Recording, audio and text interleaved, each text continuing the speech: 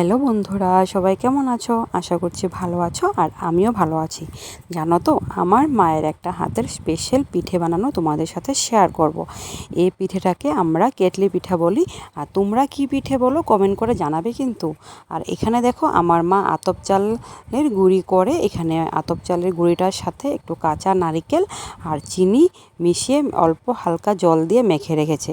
আর জানো তো, আমি তো শুয়ে আছিলাম আর মা অলরেডি পিঠে চারটা বানিয়ে নিয়েছে, আমি একটু লেট করে নিয়েছি, কিন্তু কিছু না, তোমাদের সাথে শেয়ার করব।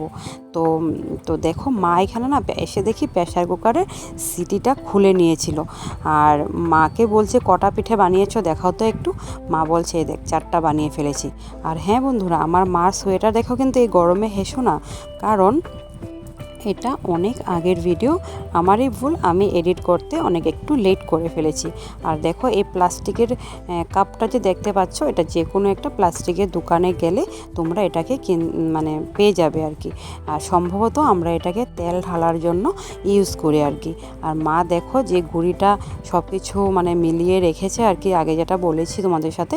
তো এটাকে এখানে গুঁড়িটা এখানে ঢেলে, কাঁচা গুঁড়ি যেহেতু, কাঁচা মানে সব কিছু মিশ্রণ করে যেটা বলেছি, তো ওটাই ঢেলে একটু হালকা চাপা দিয়ে তারপরে মা এখানে সিটিটা তো খুলেই রেখেছে, এখানে ঢুকিয়ে দেবে, তারপরে একটা বাটি চাপা দিয়ে দেবে। আর যেহেতু সিটি নেই, তো গরম ভাপে ভাপে হয়ে যাবে।